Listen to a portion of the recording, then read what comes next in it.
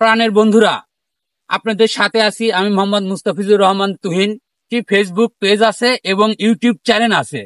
আমার এই ভিডিওটা আপনারা সব জায়গায় থেকে দেখতে পারবেন। আমার সাথে থাকবে সজিনার বাগান আপনাদেরকে দেখাবো, যে মানুষ এখন ধীরে ধীরে সজিনা চাষের দিকে চলে যাচ্ছে, যেটা চাষ করলে মানুষ আস্তে আস্তে স্বাবলম্বী হতে পারবে। তাই আমি আপনাদেরকে সমস্ত সজিনা বাগানটি ঘুরে ঘুরে দেখাবো।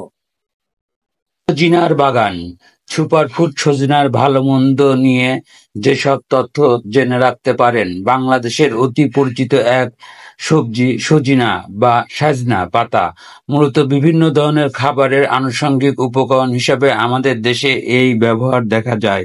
তবে এই সাজনাতে আছে প্রচুর পরিমাণ পুষ্টি উপাদান। এমনকি বৈশ্বিকভাবে সজিনাকে সুপারফুড হিসাবে পরিচিত বলা হয়। গুণাগুণ সম্পর্কে খুব কম মানুষই অবগত আছে। সাজনাতে প্রচুর গুণাগুণ রয়েছে। কেনই বা এই সুপারফুড বলা হলো? পুষ্টির ডাইনামিক সাজনা জাতীয় উদ্ভিদের বৈজ্ঞানিক নাম মরিঙ্গা। বীজের গুটি আকৃতির কারণে ইংরেজিতে একে বলা হয় ডোমেস্টিক টি।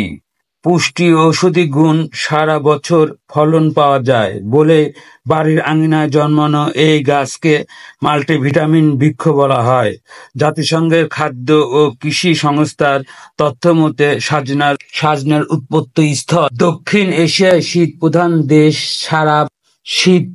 দেশ ছাড়াও প্রায় সারা পৃথিবীতে এই সজনি জন্মায়। বিশেষ করে গ্রীষ্মমণ্ডলীয় অঞ্চলে উল্লেখযোগ্য পরিমাণে এর চাষ হয়। সারা বিশ্বে 13 প্রজাতির সজনে পাওয়া যায়। এইসব অঞ্চলে প্রদাহ থেকে শুরু করে গনোরিয়া কিংবা ম্যালেরিয়ার মতো রোগের প্রচলিত চিকিৎসায় সজনের অবদান খুব।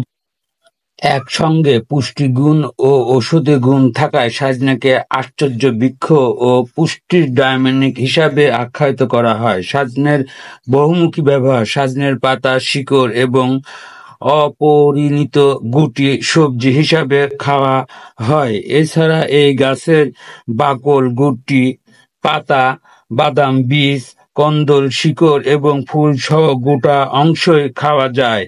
কিন্তু সজনার কার্যকারিতা কেবল স্বাস্থ্যের জন্য ভালো বলেই শেষ করলে এর যথাযথ মূল্যায়ন হবে না বলেই ম্যাগনেটিক উল্লেখ করা হয়েছে। পরিপক্ক সজনার বীজ উদ্ভিদ তেল হিসাবেও পাওয়া যায়, যা রান্নার কাজে মেশিনে ব্যবহার করা হয়ে থাকে।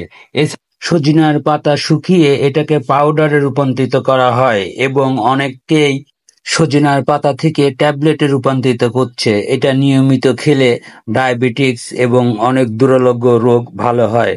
আসুন সবাই বাড়ির আঙিনায় সজনের চাষ করে থাকি এবং বাগান করে সজনের চাষ করে থাকি এবং বিভিন্ন এলাকায় খালি জায়গাতে সজিনা চাষ করে নিজেকে স্বাবলম্বী করি।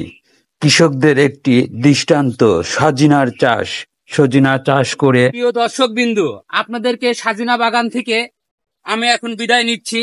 আমাদের সজিনা বাগানটা কেমন লাগলো অবশ্যই আপনারা লাইক, কমেন্ট, শেয়ার করে জানাবেন। আর কারুর যদি এরকম সজিনা বাগান করার ইচ্ছা থাকে, কেউ যদি এরকম সজনি বাগান নিজে গড়তে চায়, তাহলে অবশ্যই আমাদের সাথে যোগাযোগ করবেন। আমরা আপনাদেরকে সজনা বাগান করার জন্য সুবিধা করব। আল্লাহ হাফেজ, ভালো থাকবেন।